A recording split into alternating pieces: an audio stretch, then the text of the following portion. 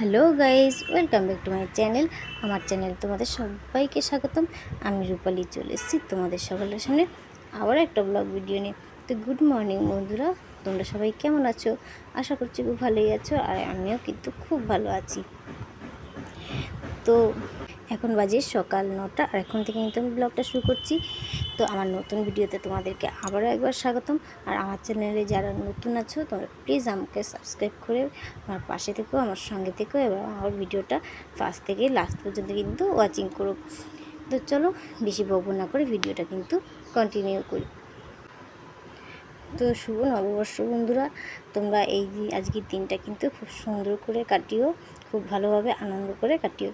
তো চলো বেশি বকবক না করে শুরু করে দিই ভিডিওটা। তো আজকের ভিডিওটা কিন্তু রান্নার ভিডিও, কারণ আজকে একটা স্পেশাল দিন, স্পেশাল রান্না না করলে কিন্তু চলে না। তো চলো দেখো, আমি কিন্তু সব সবজিগুলো কিন্তু কেটে নিয়েছি।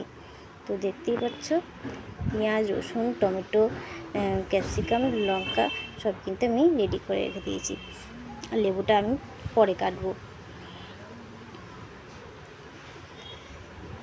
আর এদিকে কিন্তু আমি আলুটা কেটে ধুয়ে রেখে দিয়েছি। আর তারপরে কিন্তু চলে আসলো আসল জিনিস। তো আসল জিনিসটা হচ্ছে চিকেন। তো আজকে চিকেনই হবে। তো ভালো করে আমার শাশুড়িরা ধুয়ে নিয়েছেন, আর তারপরে কিন্তু যা যা মশলাপাতি মাখানো সেগুলো কিন্তু মাখিয়ে নিচ্ছি। তো আগেও তোমাদেরকে আমি কিন্তু মশলাপাতি মাখানোর ভিডিও দিয়েছি, তো আবারও তোমাদেরকে দিচ্ছি। যারা তোমরা নতুন আছো, তোমরা তো দেখোনি আমার ভিডিও, তো সেই জন্য তোমাদের জন্যই কিন্তু আমি এই ভিডিওটা দিচ্ছি। তো চলো তোমরা কিন্তু ফার্স্ট টু লাস্ট কিন্তু ভিডিওটা দেখতে থাকো। যাই হোক, মাংসটা কিন্তু ভালো করে মাখানো হয়ে গেছে, আর এদিকে কিন্তু আলুটাও ভাজা বসিয়ে দিয়েছি। তো দেখো এইদিকে কিন্তু মাংসটা ম্যারিনেট করা হয়ে গেছে, তারপরে কিন্তু মাংসটাকে ঢেকে রেখে দিলাম। আর তারপরে কিন্তু এইদিকে চাটনি করার জন্য কিন্তু টমেটো আর আম কিন্তু কেটে কুচিয়ে রেখে দিয়েছি। আর এদিকে কিন্তু মশলাটা রেডি করে দিচ্ছি। মশলা কিন্তু কষানো হয়ে গেছে, একটু নাড়াচাড়া করতে হবে, নাহলে কিন্তু ভালো সেন্টটা বেরোবে না। আর যত কষাবে তত কিন্তু রান্নাটা আরও সুন্দর হবে, আর খেতেও কিন্তু টেস্টি হবে। তো দেখতেই পাচ্ছ মশলা কষানো হয়ে গেছে, আর তারপরে কিন্তু চিকেনটা আমরা দিয়ে দিলাম।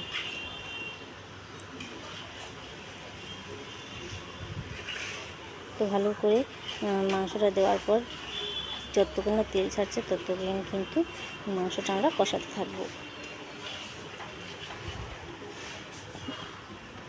তো দেখো বন্ধুরা, মাংসটা কিন্তু জল ছেড়ে এসছে, তেল ছেড়ে এসছে, সরি জল নয়, তেল ছেড়ে এসছে। ভালো করে কিন্তু কষিয়ে নিচ্ছি মাংসটা, যতক্ষণ না আর কি তেলটা টানছে ততক্ষণ কিন্তু কষিয়ে নেব। তো দেখো আমার কিন্তু মাংস রান্না কমপ্লিট। আর এদিকে কিন্তু আমি স্নান করে চলে এসেছি। তারপরে কিন্তু আমি এই রোজমেরি ওয়াটারটা কিন্তু আমি অ্যাপ্লাই করব মাথায়, কারণ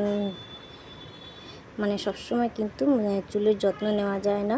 তো সেই জন্য আমি এই রোজমেরি ওয়াটারটা কিন্তু স্নান করার পরে বা যখন সময় পাই, তো স্নান করার আগেও আমি মাঝে মধ্যে ওয়াটারটা ইউজ করি। মাঝে মধ্যে আবার রাতেও কিন্তু ইউজ করে তারপরে কিন্তু শুই।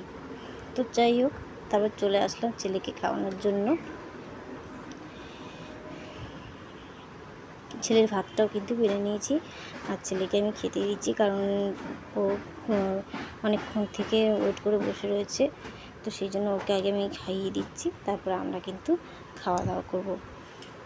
তো ঝোল কিন্তু বেশি নিইনি, কারণ ঝোলটা কিন্তু একটু ঝাল হয়েছে, তো সেই জন্য ঝোলটা বেশি নিইনি। তো চলো ছেলেকে খাইয়ে দিই।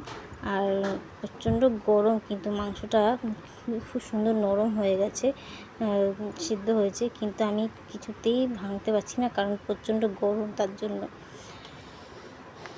যারা ইটিং শো দেখায় তারা কি করে গরম গরম খায়, গরম গরম হাতে নেয়, বুঝে পাই না, কারণ আমি তো একদমই ধরতে পারি না প্রচণ্ড গরমে। তো যাই হোক, একটু ঠান্ডা হয়েছে, তারপরে কিন্তু আমি ভাতটাকে খাওয়াতে শুরু করেছি।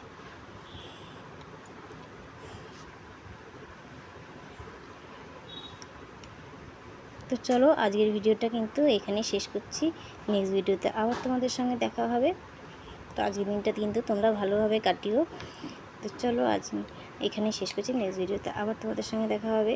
আর যাদের আমার ভিডিওটা ভালো লাগবে তারা কিন্তু প্লিজ আমাকে সাবস্ক্রাইব করো আর লাইক কমেন্ট শেয়ার করতে কিন্তু ভুলো না। তো চলো টাটা।